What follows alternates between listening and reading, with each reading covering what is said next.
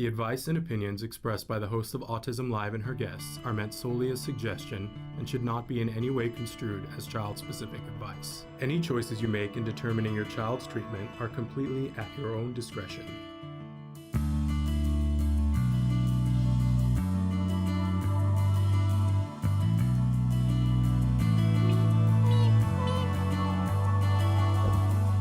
Good morning and welcome to Autism Live. I'm Shannon Penrod. I'm just realizing my desk is a little bit low today. But I'm not. I'm thrilled to be here with you guys. Excited because we're continuing on with our toy guide today. And we're moving closer towards the end of the year. Also wanted to let you know that I believe that we still, in fact, I had just gotten an email as we started, but I think we're still having Lisa Ackerman on tomorrow to talk about the autism prevalence numbers in the United States. I'll try to discreetly check my email at some point during the show today. But thrilled and excited to be here with you guys. We're Autism Live as part of the Autism Network.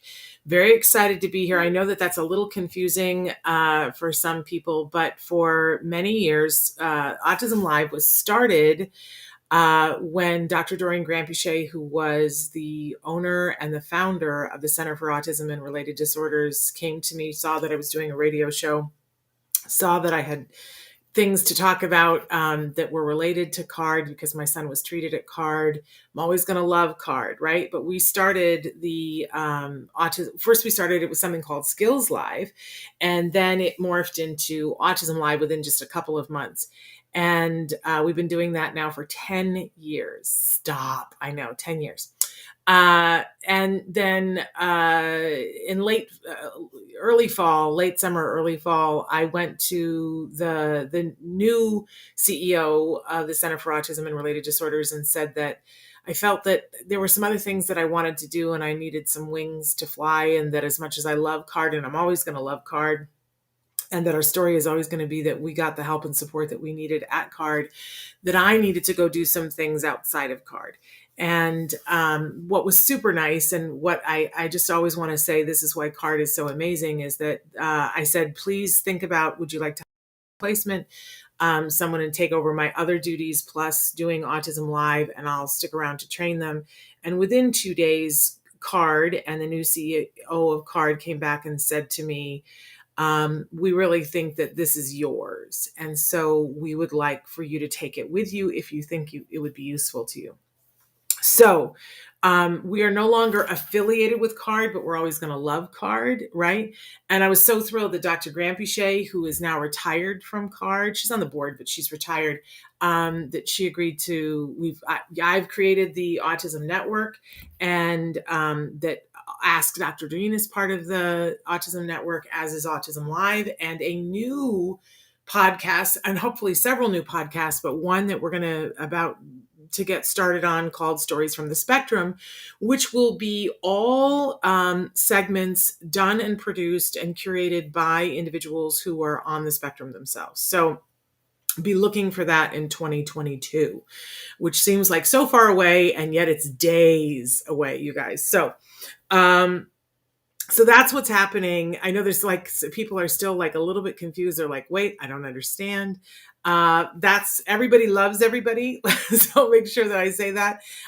There's nothing but love, but now we are part of the Autism Network, and you will see that things are going to start to migrate over to the Autism Network website. So if you go to autismnetwork.com, it is up, it is live, and you can visit and tootle around and see some things. In fact, we want you to go there and push some buttons and see things and tell us what you'd like there. It is just in the beginning stages, but it is live right now. It is a living, breathing website, which means that it's still in progress, but we're showing it to you while we're in progress, right?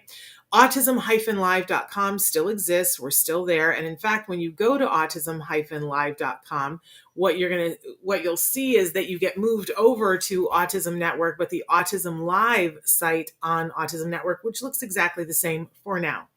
But we're hoping that we're just going to make it easier and easier for you to search past shows. Having done shows for 10 years, we understand that part of one of the things that we have that we think is of value to you is that chances are that if you have a question, somebody else might have asked a question, something akin to it. And being able to search topics, we just want to make it better and better. And so that's part of what's happening on Autism Network, is that they're beefing up the search so that you can not only search Ask Dr. Doreen's and Autism Live, but you'll be able to search everything and potentially find answers that might be from an expert from 8 years ago. Yeah.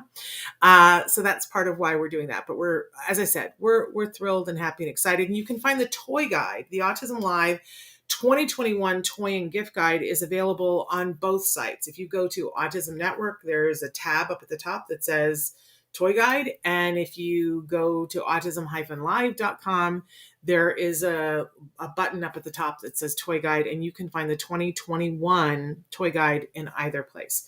And we hope that you will check that out. That is, it started because there are toys that I get excited about, and I reviewed a toy on this program, and I can tell you what it was. The first toy was the Leapfrog DVD, Factory. Still one of my favorite things. I think it's harder to find now than ever. But still one of my favorite things that helped my child to learn the alphabet. And so I very passionately was talking about it. And then there was a second toy that we talked about that I think was a Lego toy. And people said, could you tell us more about the toys? So every year we did a festival of toys, and we started showing toys. And then people were like, well, I want to know more about them. I want to be able to search them at different times during the year. And then people were like, could you put a link so that I don't have to go someplace else to find it? And so this is how the toy guide has come up. And people would say, hey, do you have a toy that's good for speech, that's good for a 4-year-old? So this is part and parcel of everything. So that's why it's there. It's free to you. And we hope that you enjoy it. Amanda, good morning. I'm so happy to see you. Amanda's written in and said, last night I watched a video from 9 years ago with you and Emily Island. It was about reading comprehension, and it was such a great resource even today. I went on to watch her webinar and fell asleep, but I gained some valuable information last night. You know what, Amanda, thank you so much. We love Emily Island. We feature her a lot here on the show. She has a wonderful book, and she does a webinar about reading comprehension. I think it's called Bridging the Gap. Maybe you can tell me. I feel like it's got the word bridging or gap in it. Am I wrong?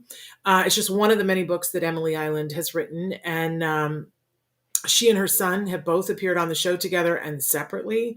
They also do the Be Safe, the movie, which I recommend highly to anyone who has a child, to talk about how to interact with the police, because, how important is that, right?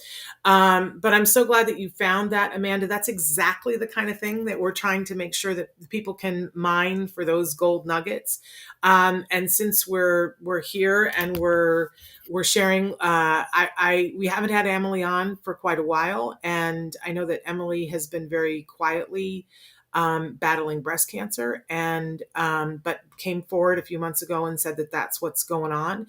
So since we have evoked her, if everybody has got a minute today to speak some love to whatever you believe on behalf of Emily, I'm sure that wouldn't go amiss, because she's an incredible woman that's done a lot for the autism community. Okay, so Traven has been wonderfully showing you some of the different ways that you can be watching our program. We are live right now on YouTube, Facebook, Twitter, and a bunch of other sites that Traven has been showing you. We are a podcast. In fact, we are the #1 rated autism. This is such a surprise to us, you guys.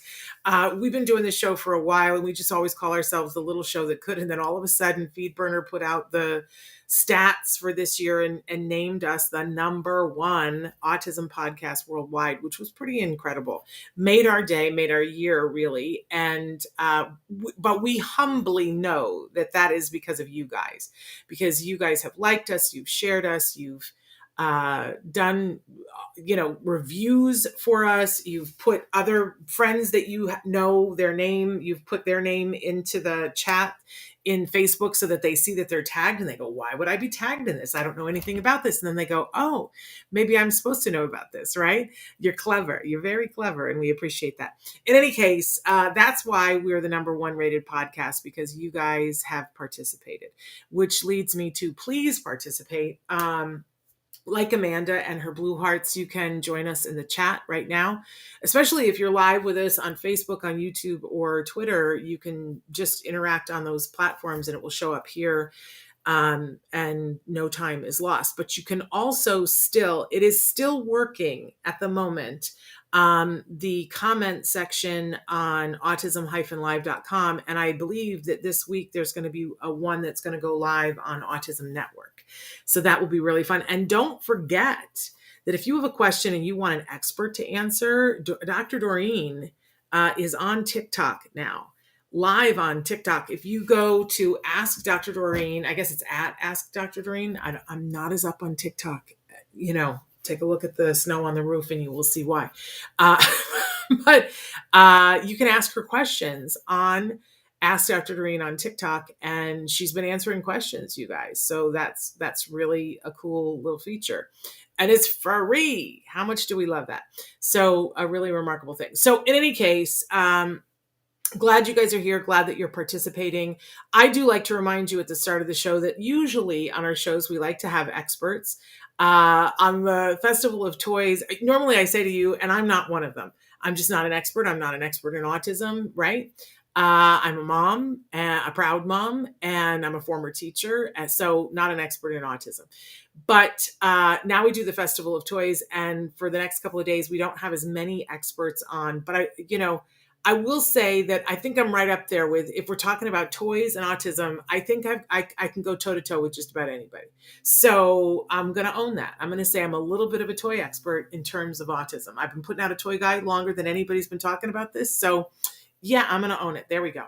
That's a big moment for me because, I'm like, I always say to people, I'm not an expert in anything. Well, maybe I'm an expert in toys and autism. Maybe. Let's see. You judge. You tell me. So hopefully you'll bear with me. And I'd love it if you write in specific questions. If there's somebody that you'd like to give something to and you're not sure where, let's look at the toy guide together. Or if we're talking about a toy and you're like, who would this be good for? I try to give you that kind of context, but if I'm not doing that, please let me know. All right. We do want to start, though, at the start of the show with something we fondly refer to as the jargon of the day. This is when we take on one word, one phrase, one acronym. We try to figure out what in the hey nani are those experts talking about? What does it have to do with us? Why should we bother knowing? Right. And last week, I was so excited because we did some terms that we hadn't done before. We did self-regulation. And do you know how many times that came up in conversation for me during the week? It came up so many times, partially because it was things that I was like, well, I'm falling down here. That's a self-regulation thing. I think I can shore that up for myself. Right. So let's take a look and see what today's jargon term is. Adaptive skills. Now, keep in mind, first we give you the actual definition, then when possible, we make fun of it, and then we move on to a working definition, and I try to give you an example, a context, a way to begin to understand it. But be patient with yourself. If you don't get it the first time, it's okay. Although life is short, learning is long. And you can learn and grow and learn more things even still. So we start trying with a beginning understanding, but don't sweat it if you don't get it at first. Hey, Parker, so great to see you. So let's take a look at what the actual definition for adaptive skills is. Adaptive skills are age-appropriate behaviors necessary for people to live independently and to function safely and appropriately in daily life. Isn't that a wonderful definition? I can't even make fun of anything in there because look at that, age appropriate. I like that. Behaviors, we kind of know what behaviors are, right? And these are things that are, look at the necessary. It's necessary for people to live independently and to function safely and appropriately in daily life. Now, when we get to appropriate, I don't know. I don't like the word appropriate anymore because I've argued it so many times. About appropriate. What's appropriate to you may not be appropriate to me. Okay. But in this definition, I like that it's there because there's room for discussion. Yadira says, adaptive skills, diagnosis or not, we all face this reality. Age appropriate, love it. Yes. Everybody has adaptive skills, right? So, and needs to have more adaptive skills. And as we age, we need different ones, right? What I need to be able to do right now is different than what I needed to be able to do when I was 28. There are things I'm having to learn that are important for somebody my age, right? So yes, you're right, Yadira. It's everybody. Okay, so let's take a look at what our working definition is and see if we can take it down even a further notch. Adaptive skills are real life skills such as grooming, dressing, safety, safe food handling, school rules, ability to work, money management, cleaning, making friends, social skills, and personal responsibility. So that's quite a list, right? I know that a lot of times people, okay, so let's say that you have a 4-year-old who is diagnosed on the autism spectrum, and we start talking about adaptive skills for a 4-year-old. Well, what's appropriate, age appropriate for a 4-year-old isn't going to be age appropriate for a 16-year-old, right? We're not going to teach a 16-year-old how to take their medicine. We are going to teach a 16-year-old how to take medicine. We're not going to teach a 4-year-old how to take their own medicine. That's a little early for a 4-year-old, right? But we absolutely would teach that to a 16-year-old. Maybe we're starting with a 6-year-old, or maybe we are. That's so distracting, Trayvon. So, in any case, there are different things based on the age of the person and the skill level of the person, what our goals are for the person. What is appropriate for one person is not going to be appropriate for another person, right? So it's very individualized. But what happens often is that, for instance, if you have a 4-year-old who is on the spectrum and you are going to start services because you want to help this individual, at some point you'll be offered occupational therapy. At some point, if they're diagnosed with autism, they should be offered speech therapy. And I would hope to think, especially here in the United States, that you would be offered quality ABA one-on-one in settings, in the home, in a center, in the community, and potentially at school, right? And in the beginning, if you were doing ABA, they would work on a wide variety of things. They would be cognition, and they would be working on adaptive skills, of course, but they would be working on developing language and play skills and a whole bunch of things. But then as children get older, what we see is that insurance companies and ABA companies alike will start to, when kids get to be 8, we start to migrate over into on different things. And for kids that are great deal of assistance with adaptive skills, they will begin to hone in on those things. For kids that have gotten the adaptive skills and moved through them, they'll start to work on more advanced things like executive functions. So what happens for people, it's usually between the ages of 8 and 11, there starts to be a transition. And parents get bummed if their kids are still in the adaptive skill arena. And it's understandable, right? But I want people to realize what it is you're bummed about. You're bummed that it's taking longer. You're bummed that you haven't progressed past it. You're bummed that you haven't gotten on to the things that are more advanced. But don't be bummed about them still learning adaptive skills. Because the reason why they start to say we're going to focus on these things is because it's meaningful. And we want to be doing the most meaningful things for these individuals. So if I am someone who cannot toilet myself, having someone teach me how to balance my checkbook might not be the most meaningful thing to me, right? And of course, I can come up with 3 scenarios in which it might still be meaningful if somebody has a medical condition. But if I cognitively am having trouble listening to my body and to do the planning around going to the bathroom and wiping myself, then I'm probably not ready to balance my checkbook. And I say probably because I think that there are circumstances under which that would be different, right? But so please have your feelings about if your child has not progressed as fast as you had hoped. Have your feelings about that. I really think it's important not to stuff those feelings down. However, don't turn down still continuing working on these adaptive skills, because just like if we were to see I hate the phrase, but a typically developing 3-year-old, and we see the moment in which they get toileting, let's start there. When they are able to toilet themselves, there is a self-esteem that comes with that. There is a level of control that comes with that. There is a level of self-containment that other people aren't touching, your private parts, and things are coming out of them and you have an understanding of them. It is a self-esteem thing. And then it grows into other things. We see the typically developing kids will say things like, I do it myself, right? And that's pretty typical development right there. Well, imagine if you aren't learning that until you're 14 and somebody is saying or manifesting that same energy, I do it myself. What does it look like when you're a 14-year-old who doesn't have those words? A lot of times it looks like aggression. And that leads to other issues. So it's super important that we never give up on the adaptive skills.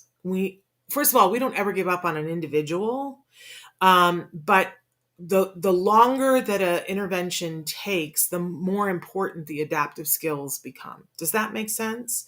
Yadira says, we, the parents, also need to apply adaptive skills when it comes to transitions and learning new skills as our kids grow up. Yes. Yes, we have to be cognizant of the fact that our kids grow and our kids change. And thank you for saying that, Yadira. I know it changes hard for all of us, right? And we, in our household, we used to make a big deal around 2 times the year, that when it was my son's birthday and when it was his half birthday, which I didn't even think about it. His half birthday was yesterday. I got to make sure I say happy half birthday to him. So he's 18 and a half now, you guys. But we would make a big deal, and it was sort of built in for me to do a check and go, okay, how are we progressing things? So, and we would say to him, okay, well, for instance, now you're 5. So when you're 5, here are the new rules. The new rules are that you get to do this, but you must do this. And there was always a flip and a flop to it, right? When you're 5, you can now go into the kitchen by yourself and open the refrigerator door by yourself. But when you're 5, you have to pick up your own toys by yourself without somebody helping, for instance, right? Because at 5, that's what was age appropriate for him. Now, for somebody else, that might be age appropriate at 3, or it might be appropriate at 17, right? Everybody is different. So, but we have to be checking in and moving the goalposts for our kids and allowing them to grow. I will sometimes, my husband and I'll be talking about something and he'll say, but I thought the rule was this. And I'm like, oh, honey, that was so 3 years ago, right? Right? But I have to check in with that. And now my son is old enough and he's certainly verbal enough that we have discussions about it. And now I have to say to him things like, let's remember that I have never parented an 18 and a half year old before. So we're going to decide together what's appropriate. Yeah. So Shaliza, I'm so glad that you're here. So this is adaptive skills. They're super important. It is a self-esteem thing. Everyone has the right to be able to do for themselves, choose for themselves, state what they want, and take care of themselves. So don't shortchange the adaptive skills. Okay. All right. Let's take a look at our question of the day, shall we? Our question today, you guys can write into us on any platform that you're watching right now. Shaliza, I'm happy that you're here too. Thank you for being here. So question of the day, what would you like for your child to be able to do for themselves? And this question can go both ways too. What would you like to be able to do for yourself? Because look, there are things that I still cannot do for myself. You know what I'm talking about? Like, I still need help with some computer things. I go, Traven, I don't know how to do that. Right. And some of the stuff I really don't care about. Can we be honest? There's just some stuff that it's like, well, I don't really need to be able to do that for myself. And then there's other stuff that I'm like, well, it would be nice if I could be self-sufficient. So answer this question for yourself or for your child or someone you love. But this is a great place to check in. Whenever we're thinking about, a lot of you are starting IEPs right now. And when we're thinking about what goals would we like in the classroom? It's okay to dream. It's okay to say to yourself, what would I like for my child to be able to do for themselves? It's also great if you think, what would my child enjoy doing by themselves? What would my teen get excited about if they had the ability to do themselves? And let me just tell you, this is the pathway to all the good things. Because when that old saying about when you give a man a fish, you feed him for the day, but when you teach him how to fish, you feed him for a lifetime. Isn't that really what we want to do with our kiddos? All of us, no matter what age your kiddos are, don't we want to teach them to fish for a lifetime? It's hard because we want to control, right? And we want them to be safe. And so it's super duper hard. We hold on to things, but we can teach them the skills so they can do it. Parker says, good answer. This is from my own perspective. I just wish to control my impulsive eating. I have locks on the freezer, cabinet, pantry, and fridge due to it. And bless you, Parker. Bless you, bless you, bless you. I think that what a wonderful thing to own and say, I want to be more in control of this. As you can look at me and see that I also have, some things that I would like to control in that category, right? So I absolutely can appreciate that. And good on you for knowing and putting a lock on something. I'm sure that you have the key to it, but you're creating a moment in which you got to think it through. So the impulse has to be slowed down a little bit.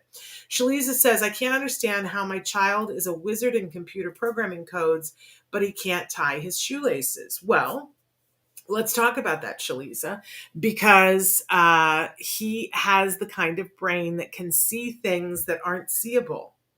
And tying shoes is a fine motor skill. Those are two entirely different things. If we were going to compare them to Olympic sports, the computer wizard thing is like somebody who can play chess. I realize chess is not an Olympic sport, but it should be, right? So it's like the difference between that and someone who is able to dance. They're just two entirely different skills, and they're in two different areas of the brain. But here's the fun thing is that there used to be, they try to crack the code on certain behaviors. There's things that they call behavior chains, and tying your shoes is a behavior chain. So behavior therapists go to college and graduate school and they study behavior chains, and they can literally do studies on them to see if there's a better way to do it. For instance, for years, the Fox and Azerin has been the method of teaching potty training. And people have morphed it and perfected it just a very little bit, but at the core, it is the Fox and Azerin, and people keep trying to see if they can make it substantially better. And they haven't been able to build a mousetrap than the Fox and Azerin. But in shoe tying, this is an area where there's been a lot of research on this. And lots of people have found lots of different ways to teach shoe tying. I was taught there was the whole thing, the bunny had to go around and poke through the hole. It took me forever, me personally, as a child, to learn how to tie the shoes. And this was an area that my son, not his favorite thing, even now, still not his favorite thing. But I would encourage you to look up, search YouTube and put in shoe tying methods. Years ago, we were at a conference in Seattle, and there were two women who they were saying, the current way at that time, it was like a 14-step method for tying shoes. And they had gotten it down to like 7. And it was an entirely different way of tying shoes. There's also one where they color code, where there's a red dot and a blue dot on, and there's a whole thing about you have to bring the red dot to the blue dot. But there's a whole new way of tying shoes that I just saw something recently. But check it out online. I'll see if I can find it too. But there was a whole new way that I was like, oh, game changer, because I think they had it down to 3 steps. And the fewer steps that you can get it to, the easier. Now, the other thing is that it's practice, practice, practice, because it's fine motor. And there's some part where it falls apart fine motor for them. So you can take him and work on other fine motor things. I don't know how old he is, but there's different grasps for different parts of it too, which makes it harder. But look on Pinterest and find fine motor skills and work on those to shore up his fine motor so that he can do it, right? I will tell you that hand-eye coordination is also part of it. That's video games. And I'll tell you, they tie shoes better after video games because they got the hand-eye coordination going. It leads to other things, so use caution. But there's that. But the other thing is try to do it, and I learned this from the great CJ Miyake. Take the shoe off. Teach them how to do it, but make sure the shoe is facing the right way, but in front of them. So don't turn the shoe so that it's facing the opposite way, because then you'll have to teach it the other way. But they take the shoe off and they sit it on their lap, and so that they can get closer to it and look at it. Because a lot of times our kids have gut issues, and when they're leaning over to tie the shoes, it sort of engages the gut issues. So let's take that out of it. And then the other part is you have to make it fun. My goodness, I watched CJ Miyake do this with my son, and my son had become so aversive. He didn't want to tie his shoes no matter what, tears, hysteria, the whole thing. And CJ came and he was like, can I have your shoe? And then he tied, and he showed him a new way to do it. And he said, oh, do you want to try? And my son was like, yeah, I want it, because CJ made it look cool. And then they had 2 shoes. So they did races to see who could do it. And anytime my son started to get frustrated, he'd interrupt, do something else fun with him. And then he would show it to him again, and they would do it. And then he would say, okay, let's have 10 races, and then we're going to go play your favorite video game. So he built in reinforcers all along the way. Gotta make it fun. Okay, 7 years old, but I try to use visual cues. I try on and take his shoes off to teach him. It takes a lot of practice and repetition. The color code is a great idea. But there's a new method. I'm telling you, there's a new method, and it sparked my interest. I wished I'd saved it. I'll see if I can find it, though. But try really hard not to tie his self-esteem to his ability to tie his shoes yet, until he has it. And then, be like, oh my gosh, you're like the most, responsible, you're practically a teenager. You're so awesome. You're so fabulous, because now you can tie your shoes. But until he does it, try, because I'm sure that the kids at school are giving him a hard time about the fact that he's 7 and he doesn't know how to tie his shoes. I hate that. I just hate that. But check it out. Look up shoe tying. It's going to blow your mind. And then let me know what you found. And I'll try to find it too. Okay. We always have a topic of the week. And what's our topic this week? Dun, dun, dun, dun. I don't know. I don't know what it is. I've got lovely screens on my thing, but oh, this is the perfect thing for this, Shalise, the 5,000 hour expert. Okay. So a couple of years back in the 80s, there was a study that was done, and it was done on the violin. So let's be honest here. They were looking at the violin, and there was a researcher who was like, how many hours would you have to invest in working on a violin before you were somebody who could call yourself an expert at it? How many hours would it take for you to be proficient at playing the violin? They weren't talking about talent. They were just talking about when it's a skill-based thing and the more you do it, the better you are, how many hours would it take before you became an expert? And the theory was postulated that it's probably 5,000 hours, that if there's something that you want to be able to do, and they did it with the violin, and they looked at kids and adults across and said, so this person started taking violin lessons. This person is a proficient violin player. How did we get there, and reverse engineering the whole thing? And they came up with a number of 5,000 hours, that's about what it takes to become an expert in anything.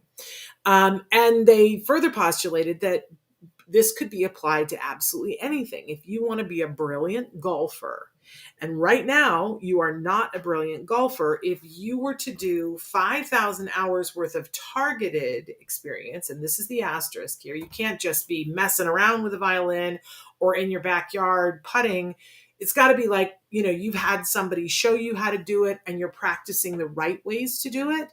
That within 5,000 hours, pretty much anyone can become an expert in anything, because you've put that much time into it and you've developed the skills and now you are proficient at it. Again, we're not talking about talent. So you're not necessarily going to be Yo-Yo Ma, right? But that you're going to be able to be someone who can, take out a violin and play it, and people aren't going to run screaming for the hills. Or you're going to be able to play golf and play it respectably. Maybe you're not going to be on the circuit, but you're going to play it respectably. And that the reason why people don't get good at things is because they start doing it and it takes so much time and energy, and it's not reinforcing because they're not good at it. And so they stop. So that thing that your mother and your grandmother always talked to about discipline, right, really comes into play in this 5,000 expert thing. So what does this have to do with autism? Well, a lot, actually, because we talk all the time about there are skills that someone would like to have, or skills that we would like to give someone that aren't easy for them. And how many hours does it take? Well, I started doing the math on this 5,000 hour thing and going, okay, let's just admit that for individuals on the spectrum, that learning is a little bit different. And sometimes it takes the teacher a while, and sometimes it takes more opportunities for the person on the spectrum to learn whatever the thing is that they're doing. So I was like, maybe if we're trying to teach someone, for instance, how to be able to access language, and probably if you kind of look at the figures of it, kids who are typically developing kids, again, I hate that term, are immersed in language and they're reinforced for language, and they spend way more than 5,000 hours. So how many hours would it to reasonably say that we have given an individual on the spectrum the opportunity to gain a skill? It would at minimum be 5,000 hours, at minimum 5,000 hours. So do the math on that. And I was saying it could be between 5,000 and 10,000 hours. And you begin to see how intensive intervention needs to be able to do. So what is it that you want your child to be able to do? And have we gotten anywhere close to giving them 5,000 hours worth of opportunities that are directive? And, I think the answer probably across the board is, gosh, no, we could afford to put some more hours in there. I know I recently started a pottery class and to learn how to throw on the wheel. And they said in the class, hey, because the first class, oh, what a mess, right? But they said, don't worry, because they estimate that it takes about 10,000 pots before you throw the perfect pot. And I thought, well, that kind of makes sense, doesn't it? Because it takes about a half an hour to throw a pot. It's 5,000 hours. I got to put 5,000 hours in before I'm going to be a proficient pot thrower. Now, that doesn't mean, at this point, I probably have put in a couple hundred. I'm going to be honest. I've shown you guys before, this was supposed to be a pot, not a perfect pot. This is probably the fifth thing I threw. And it's my little candy dish now that I keep my thumb drives in, right? So this is still useful. I'm learning and I'm using it as a thumb drive thing, but it's not a perfect pot. But the goal isn't necessarily always to throw a perfect pot, The goal is to be learning. But if we don't take an intensive stance on how to learn, are we really doing what's best? And I would say, let's talk about safety. How much of an expert in safety do you want to be? How much of an expert in safety do you want your kiddo to be? I want to make sure that I put in 5,000 hours with my kid on safety issues, right? So, intensive is really the key here, and cutting yourself some slack and saying, well, we're not there, we haven't invested 5,000 hours yet.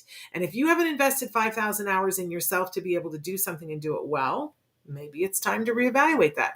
But if you have not invested 5,000 hours in helping your child to be able to speak, helping your child to be able to do adaptive skills, whatever it is, to make a friend, to be able to do their chores, you got to say to yourself, oh, we need to invest some more time in that. Yadira says, we experienced this with primitive reflex exercises. It took a lot of work, it took a lot of effort, a little patience, adaptive skills, but after so many hours, it actually took months to witness the growth. Yes, patience, persistence. Yeah. But there is a reinforcer at the end for all of it. So the 5,000 hour expert, what do you want to be good at? What would you like to be able to do? When my son was little and we were having to reteach him to speak, I wanted to be an expert in autism. I wanted to know everything. I still have, because I moved it from our old condo to our current house. There's a little, I put little Post-it notes, but eventually they were prettier than Post-it notes, little signs around our house. And one of them that was on the bathroom mirror said, Jem's team is only as strong as the weakest player, and I will never be the weakest player. Think about that for a minute. Jem's team is only as strong as the weakest player, and I will never be the weakest player on his team. So, Parker, you want to pursue stand-up comedy or be an expert on sitcoms? Parker, you can be a stand-up comedian. I would love to help you to do that, Parker. I used to do stand-up. That's totally, and there are several, I know several stand-up comedians that are on the spectrum, Parker. Let's talk, shall we? That would be fabulous. I think that that's a wonderful goal. I love, love, love that. And you can be that. And I can also tell you too, the more time you spend on stage in comedy clubs, the better you get at it. It is one of those things that, experience is really helpful. So let's you and I have a chat, Parker. We need to have a confab on that. That's super fun. Okay, so moving on, that's our topic for the week. We're going to talk about, what do you want to be good at? What do you want your kiddo to be good at? What would you like to make an investment in time in? And it is 5,000 hours is a lot of time, and it's not something you can get done in a week, right? You got to be patient to be able to do it, but you get there. Okay, so I said that we were going to continue on with the toy guide, and I really want to do that. Today we're talking about two of the different categories from the toy guide, and I just have a couple of things I'm going to show you, but we're going to show you some pictures, and we're going to chat through them pretty fast, but I love to talk about these things. So the first category that we're going to talk about is the card and board game. I love me a good card or board game, the opportunity to sit down with family members and to have time outside of time. And always when I was a kid, there was something about when we sat down as a family and we were going to play a game, that it meant that it's just so hard to describe. It's more than leisure. Like, leisure can be just sitting around and everybody watching a TV show, right? That's leisure, and there's nothing wrong with that. There's nothing wrong with leisure. But when there's card and board games, it's like you get to reveal parts of yourself and get to know parts of other people. There's something about it that's magic.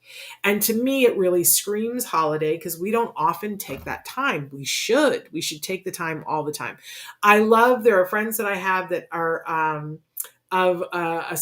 they belong to a certain church, and they have family home evening. And there is one day that's set aside per week, and their whole church does it, and they get together with your family and you play games and you do things that are good for the family. What a great thing. That is available to everyone. You don't have to be a member of that religion. And we have tried several times in our family. It's just like so hard because we have not prioritized it. Even as I hear myself say that, we need to prioritize. But everybody has different schedules, and to say, okay, every, this day of the week we do this, hard. But not impossible. So it's a great thing to do with your kiddos, though, on the spectrum. This is great for anybody. But when you have a kiddo on the spectrum, it's almost like this should be like a law. This should be regulated. You should have to do this because it's an ideal place to learn and fail and be okay, a safe place to fail, as Dr. Phil says. And it is great time to be together. And sometimes when we're together and we don't have anything to do, we don't have an activity to do, it's sort of weird. I was just watching something the other day where they were talking about don't just go on a date, like have an activity to do so that you've got something to focus on and the person reveals themselves to you. Same thing with getting to know family members and kiddos on the spectrum and siblings' needs and so on and so forth. So card and board games, really good, right? Family activities. So let's start with our baby toddler category for the card and board games. This comes to us from Skip Hop, great company, and it's the Zoo Crew memory game. Didn't I say the other day we always have a memory game somewhere because they're so great? We were just talking about working memory the other day. Some of our kids are fabulous at this. Some of our kids struggle with this, and you don't know which until you kind of do this. It's like an assessment game. And I love this because it's got the Zoo Crew characters, which I'm not as familiar with, but apparently the kids are, and everybody loves a good llama. I love that the different animals have their alliterative. So each animal, their name starts with the first letter of whatever that, so it's Darby Dog, right? And they're colorful and they're cute. And so you start small. So maybe you start with 6 different pairs. So you've got 12 cards that are there and you have to flip over and match. You can do this with very young kids because it doesn't have to be about winning. You can turn them over and say, where's the dog? And then you flip it over and go, it's Darby Dog. And then you flip it back over and go, where's the dog? And the child, reaches over and does. So it's not even like, there doesn't have to be a winner for a toy and game like this to be effective. But you can be working on names of the animals. You could add the sounds to it. You could flip it over and go, there's Darby Dog. You're showing the text. So you're pairing that. They're working on memory. You can say, what noise does the dog make? Build that into it as well. It's a really easy game, cost effective. Any of the memory games are great, but we love this because it's got the Zoo Crew and because it does have the alliterative animals. So you can use it for teaching many different things. Fabulous. Okay, moving on to the preschool category. One of our favorite companies is Think Fun. And Zingo is, this is a wonderful bingo game, but instead of using numbers, they're using really core language elements like you see heart, apple, shoe, clock, dog. So it's got a picture, so you can do it with pre-readers and with beginning readers, and you're partnering that, there's a hand-eye coordination element. This has won so many awards. They use it in schools all the time with young pre-readers because it's so exciting and it's so much fun. You see the little box that's there. I don't even understand it, but it spits out the things. And for whatever reason, the kids just love that. You don't have to do the turning the wheel for the bingo thing. But so it's Zingo because it's bingo with a zing. Kids love this. Very cost effective. Oh, Parker, are they saying that it's been discontinued by the manufacturer? Well, I think that you can still get some of them right now in the market, but it is an award winner, and it has been for us. So I'll look into that, Parker. Okay, our next one is for school-aged kids, and this is particularly fun because we've had this toy maker on the show. which is super duper fun. Golden Bell Studios, the toy maker who invented this is someone, he's a gentleman who is on the autism spectrum. He is a senior citizen, and it has been his lifelong dream to create a board game. And he finally achieved his goal about 2 years ago. Golden Bell Studios picked this up. It's called Keys to the Capitals. There's a certain age when your kids need to know the capitals and they need to know little fun facts about them.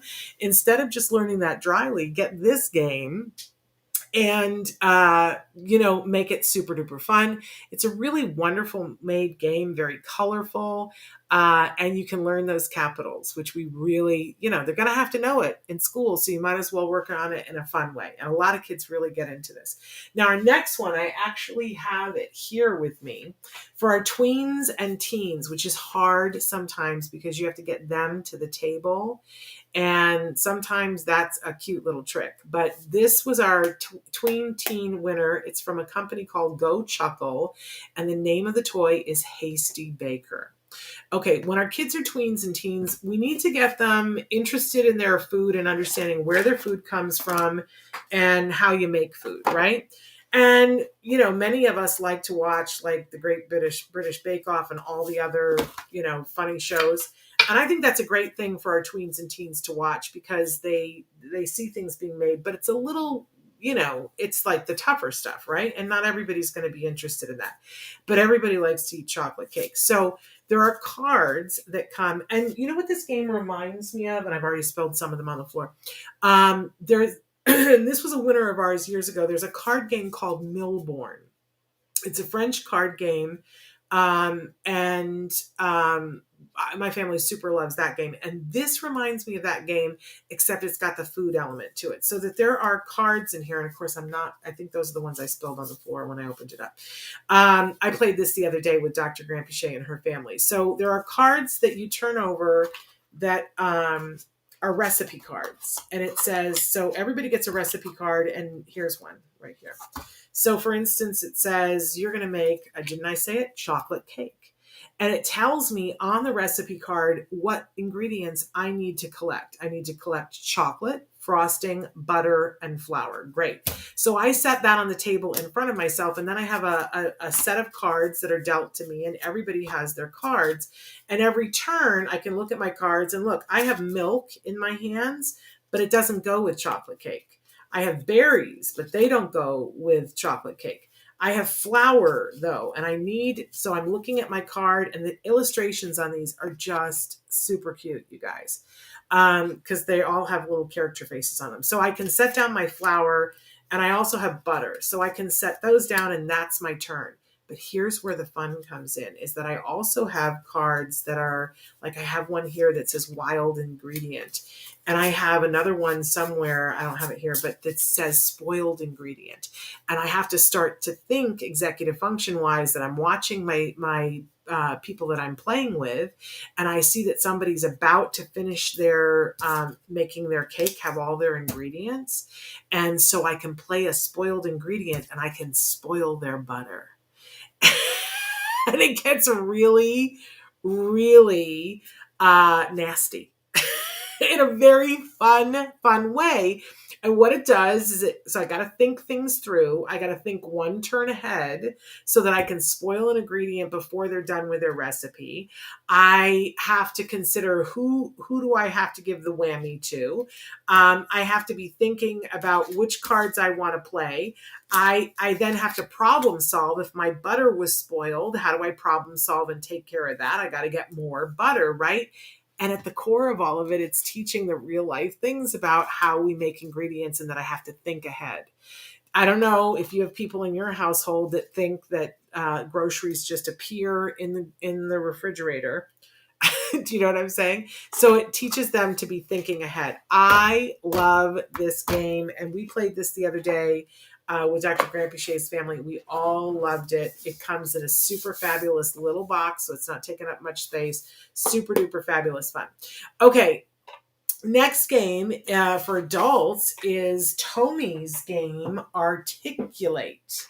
Articulate. I think it's Articulate. And this is a fun game too. that I had trouble. I wanted to demo it and I had trouble getting my hands on it. But there are cards, and you get 30 seconds, and you have to say as many things. You have to describe many words to describe whatever is on the card, which is super clever and gets our adults in. Like, there's this time element, which is really good for adults, without stress, right? Because it's a fun, but it helps them to be able to build up those pathways in their brain to think of things quickly, right? And getting them verbalized or signed or on the iPad or whatever it is that they do. So I really super love this game. I want to get my hands on it. And then for our caregiver category, super fun game from Endless Games. It's Jeopardy, but it's the card game. So this is even something you can take in the car with you if you want to. We all love Jeopardy, and it's like a travel version of Jeopardy. You know how we used to have the game Jeopardy, and you'd have to put in the card and put all the money things in. You don't have to do that with this. So it's Jeopardy, the card game, the very best of Jeopardy, but in cards instead of setting up that grid. Really love it. Endless Games, smart. They make smart games. Okay, so that's our card. Those are all. Now we have other board games and card games that we gave awards to, but they were in different categories. Those were the best of the card and board games in that category. So let's move on to puzzles. We're almost out of time here, and we want to leave time. So in the baby toddler category, love this from KAPLAN.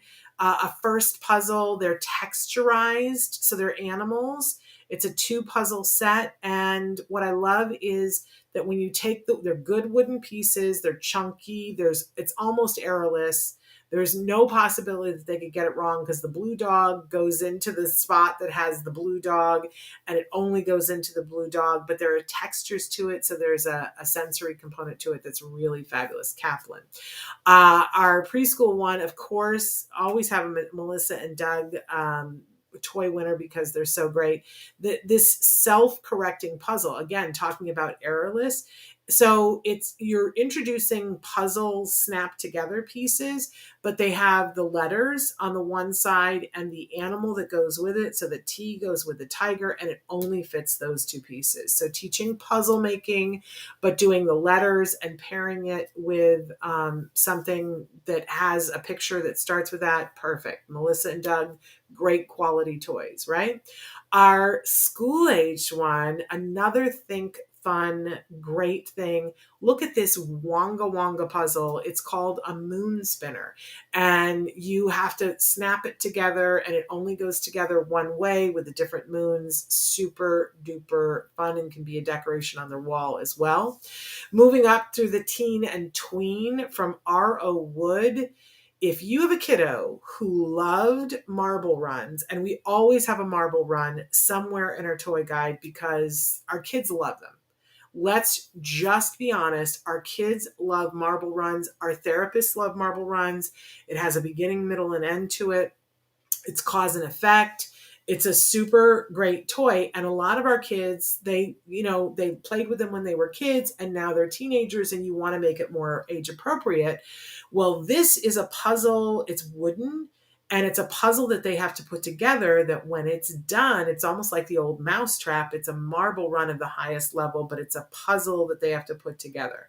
Super fabulous. I absolutely love this. They make other things as well, but you knew I had to have a marble run in there. And then our last adult one, because then I have a caregiver one too. So for the adults, we have the one pictured there is the Hogwarts Clocktower, which we actually built last week, and you'll see it in the videos with Dr. Crampuchet that we haven't shown any. We got to show some of those at some point, Traven, but we'll put them up on YouTube. We put one of those together, that Hogwarts, the Clocktower, and what they are, they're Revit 3D puzzles. They're so much fun. Oh my gosh. If somebody in your house loves to do a puzzle, you will love the Revit puzzles. And if they are a puzzle maker who loves Harry Potter, it's like stop, get out. It's like crazy making so much fun. Last year, we put together Ollivander's Wand Shop, of course, at Christmas time. My family absolutely loves it. You know what? It is puzzle making, but then there's an extra element to it because then you put the 3D together. It is ridiculously fun, you guys. This right here that I'm holding up is the bus, the night bus. They have almost everything that Harry Potter ever was. The award winner, though, was that clock tower. It is so beautiful. You'll see it in the video that we did with Dr. Granpichet. But I wanted you to see they have everything. It is so much fun. And they're not the hardest puzzles. But you will, when you sit down, if you're a puzzle doer and you sit down to do it and you go, wait a minute, this isn't your typical puzzle thing where you just look for the edge pieces. You really got flexible of thinking. Oh my gosh. But then once you get it, it's like getting over into a different part of your brain. So good. So good. I love that Amanda says, my son will love that marble run, but he's 5. And check the age range on it. And if your child is not somebody who's putting things in his mouth, it might still be appropriate. We say this all the time that there are things in the adult category that might be great for your 6-year-old, and there's things in the 6-year-old category that might be good for your adult. We put them in the age categories to start, but check out all parts of the toy guide. And then our last winner in the puzzle section, let me turn this around this way, is from Masterpieces Inc., great puzzle company. And we just loved this. My family used to always do a Charles Wysocki painting every holiday because that's what my mother loved. This is not a Wysocki, but it's got that feel to it. And it's just a great holiday puzzle with all the different holiday elements into it. But check out all the puzzles that Masterpieces Inc. has for adults. This is your typical, but what I love about, you got to do a good puzzle because you got to get to the reinforcer, which means that you can fit the pieces together and you can see that they go together. So I love, this is a 300-piece puzzle, so it's not too hard because we want to be able to put it together and get to that reinforcer, right? And we, let's be honest, as caregivers, we don't have 7 days to do a puzzle anymore. 300 pieces, easy grip, well made.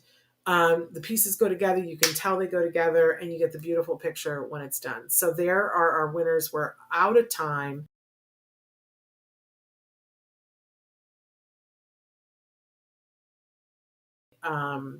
The whole thing with the new prevalence numbers. So you're not going to want to miss that. My internet is going. We'll be back tomorrow. Until then, give your kiddos a hug from me and one for you too. Bye-bye for now.